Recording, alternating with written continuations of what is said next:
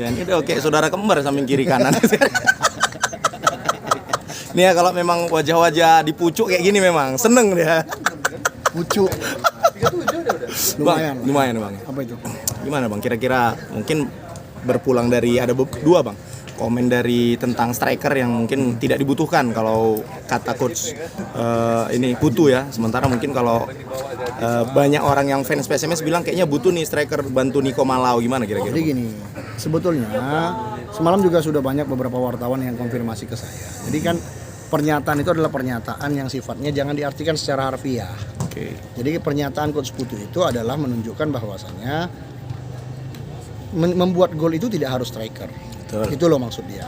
Jadi membuat gol itu harus seluruh pemain bisa membuat gol. Jadi jangan hanya terpaku kepada striker. Nah, hari ini kan seperti yang saya bilang, jangankan PSMS Medan gitu. Jangankan PSMS Medan ya. Indonesia timnas itu juga sulit menjadi striker.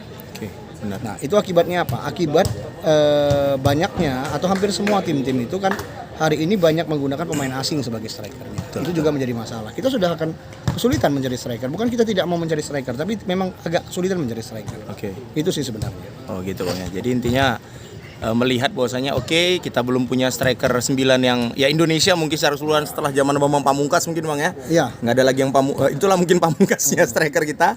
Setelah itu tapi nggak ada rencana naturalisasi kah atau apa bang? Nah, masih dalam program pembahasan lah. Kan kita masih mungkin di paruh kedua kita lihat nanti kita akan diskusi sama coach Butu juga sesuai dengan skema dia atau tidak ini pemain. Nah, kita juga seperti yang saya bilang, kita akan menyodorkan beberapa nama sebagaimana biasanya. Ini ada beberapa nama yang akan kita sodorkan. Nah, apakah kemudian ini masuk dalam skema dia? Kita tidak boleh juga masuk ke dalam mengintervensi beliau ya. Nah, terkadang kan ini skema ini tidak bisa masuk gitu kan. Itu yang harus kita pahami. Oke. Gitu sih. Nah, kalau untuk surat sendiri bang, kan kalau dari Sriwijaya kan kemarin dari konferensi pers terakhir dengan Coach Listiadi katanya mau coba untuk menyurati tentang kepemimpinan wasit. Kalau abang sendiri menilai yang nonton langsung lah, gimana sebenarnya bang wasit ini? Terkait dengan itu silakan lah. Artinya kan kalau memang ketidakpuasan terjadi oleh Coach Listiadi itu hak beliau. Sebagai sebagai juru taktiknya Sriwijaya. Nah, itu sama juga dengan Semen Padang pada saat tidak puas dengan hasil di Sriwijaya yang sampai 90 plus 5 dapat penalti gitu kan. Nah, jadi artinya itu hak lah. Jadi ya kita pada prinsipnya kan berpikirnya secara objektif saja. Itu hak beliau, sama juga dengan Semen Padang pada saat juga dapat penalti di 90 plus 5 terjadi di Sriwijaya sebagai tuan rumah. Sama sih sebenarnya. Itu sih.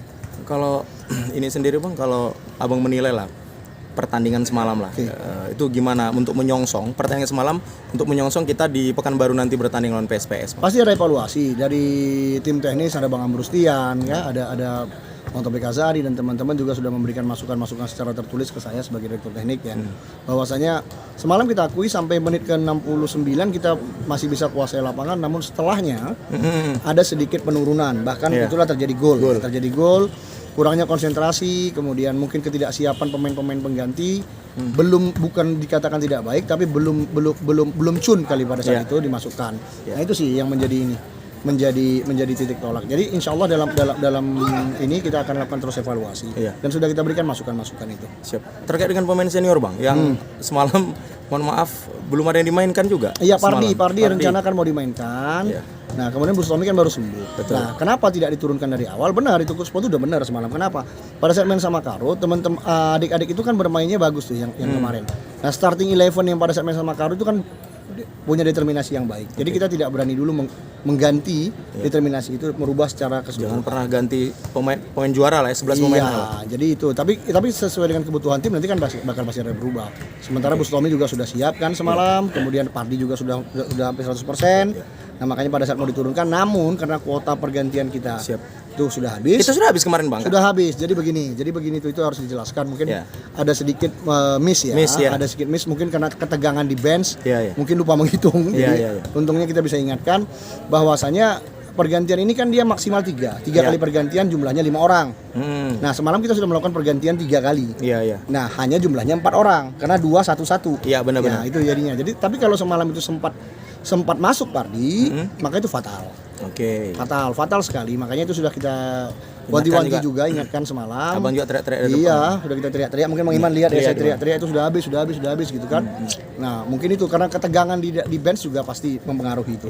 Nah itu sih saya pikir. Kalau dia pada saat pergantian babak itu terhitung nggak dengan formula tadi 2-1-1 tadi yang bilang? Berapa? Keseluruhan ya, keseluruhan ya. Oh gitu. Jadi mau kayak Sriwijaya kan langsung pergantian 2 tuh, Vivi diganti ya. 2-2 dia kan 2-2-1. Iya. Habis dia kan tetap kan. Oke. Itu sih. Seperti itu. Kalau misalnya itu ternyata kita lupa Bang, apa yang terjadi dengan PSMS Medan? Perangkat pertandingan juga wajib mengingatkan sebenarnya. Oke. Perangkat pertandingan wajib mengingatkan karena apabila itu terjadi maka yang mendapat hukuman bukan hanya PSMS di bench. Itu pasti kurang pasti kita dianggap kalah 3-0. Oh jadinya? Langsung 3-0. Siap. Nah, jadi kemudian perangkat pertandingan bisa dihukum tidak boleh memimpin atau tidak boleh mengikut sertakan beliaunya dalam memimpin pertandingan selanjutnya. Lanjut. Ini, Gitu Terus, sih. Bang, dengan apa yang Abang lihat di anak-anak setelah berpindah Bang dari kebun bunga ke pancing?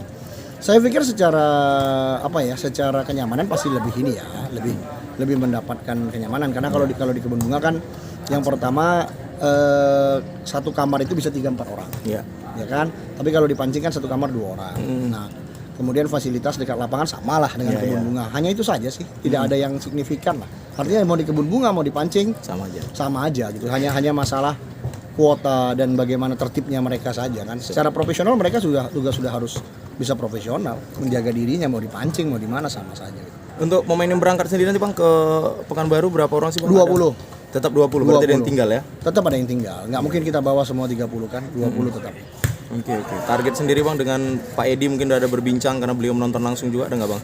Kalau target tetap kita pasang itu kita sudah sampaikan bahwasanya harus maksimal. Itu terus. Bang, menurut Abang sendiri yang saat ini udah melihat ada 4 laga lah yang sudah ada yang 4 ada yang 3 lah ya Bang ya. Siapa sih menurut Abang yang kompetitor yang kayaknya ini agak mungkin agak 50-50 nih gitu? Nah kalau saya melihat kan dari beberapa pertandingan ya, Karo United bagus, PSKC juga melihat sekarang ini sudah di posisi kedua kan, PSKC, kemudian Sriwijaya juga bagus, Semen Padang, Iya. 4 tim ini termasuk PSDS juga. Semen Padang juga belum terkalahkan Bang ya? Iya, Semen Padang juga belum terkalahkan, 2 kali seri di kandang lawan, ya kan, 2 kali seri di kandang lawan, nah jadi 5 tim bagus. PSDS dari Serdang udah mulai nampak ininya kan, udah menang kan, udah lepas dari zona merah kemarin. Bang, fans mungkin udah jelas lah kayaknya yakin kita lolos dari Vision Group ini. Kayaknya sih Bang ya, karena dengan cara bermain kita ya walaupun ada sedikit riskan ketika kedalaman, nggak ada yang cedera. Kayak Suwandi udah aman deh Bang. Sudah mulai sembuh. Krishna juga semalam hari Sabtu saya kesana lihat nonton, Krishna sudah mulai latihan ringan. Sudah berbincang-bincang juga sama saya sambil bercanda-bercanda sudah semua. Tinggal Suwandi yang perlu kembalikan fisiknya ya karena kan habis sakit. Iya. Gimana kalau untuk tim yang di luar walaupun kita ya gitulah kayaknya yakin sih lolos gitu dari dari grup barat nih. Kalau tengah dan timur siapa sih menurut Abang yang timur? Ada Persipura, ada Sulut kan lumayan bagus.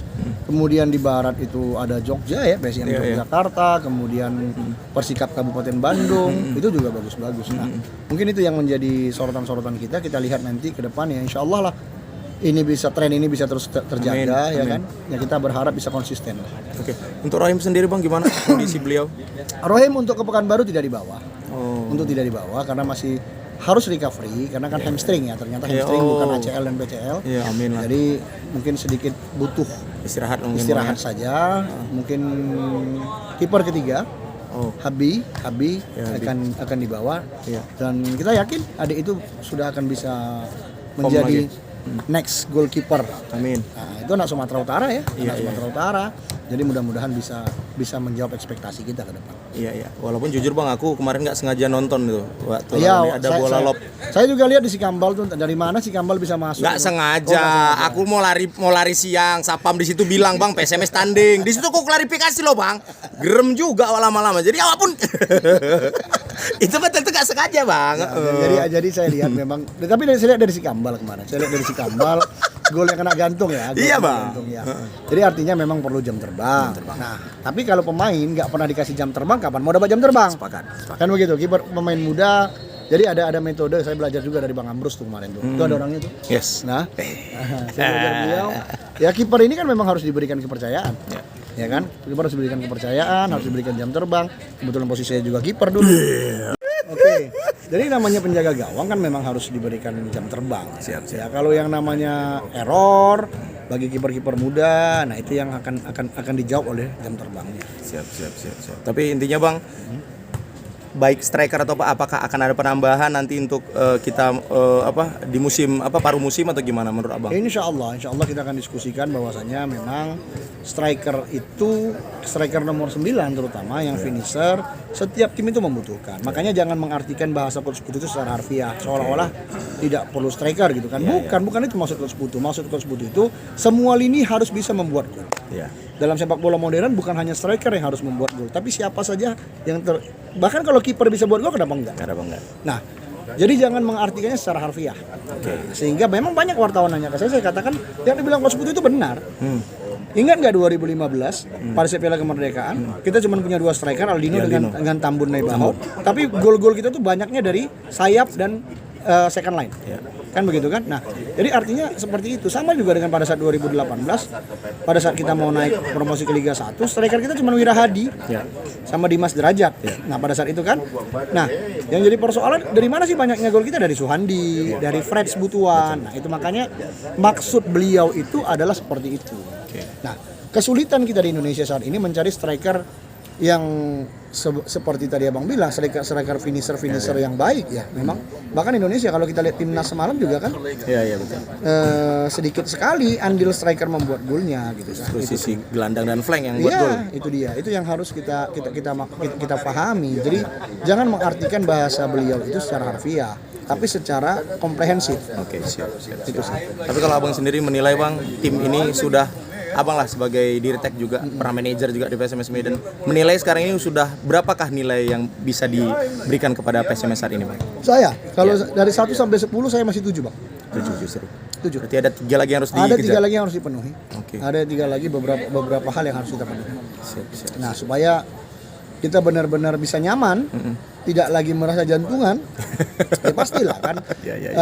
Saya katakan tadi sebagai direktur teknik, sebagai mantan manajer, itu pasti akan merasa lebih pressure-nya dibandingkan pemain di lapangan. Ya kan? Nah, itu seperti itu. Jadi hal-hal yang sepele juga akan menjadi pemikiran saya gitu. Menjadi hal-hal yang sangat penting bagi saya karena sedikit saja itu jadi masalah. Oke. Bang. Abang katanya mau berangkat Iya, insya Allah hari Kamis. Tanah Suci. Ya, umroh. Insya Allah. Sudah seimbang lah ini semua Bang ya. Agama udah pas, ini udah seimbang berarti ini. Hidup Abang udah agak. Wallahu a'lam bishawab. Hanya Allah yang tahu Bang. Wih, dapat lagi aku ya perbendaharaan kalimat ya. Lama-lama jadi juga. Jangan login dulu. Iya. Belajar dulu ya. Nanti salah kaprah ya. Oke lah Bang Andre, jadi berangkat hari Kamis, hati-hati Bang ya. Oke, siap Bang. Jadi Kamis flight ke berapa tuh Bang? Maksudnya keberangkatan? Saya belum dapat jadwalnya, cuman hanya baru visa. Yang pasti biasanya kalau berarti jam 10 jam 11 lah. Itu transit Singapura dulu Bang? Enggak, ini langsung Madinah. Langsung Madinah. Insyaallah, mohon doa lah. Oke Bang. Mohon doa. Oke, siap. Oke, makasih banyak Bang Andre. Oke, Sukses terus Bang. Iya, Bang.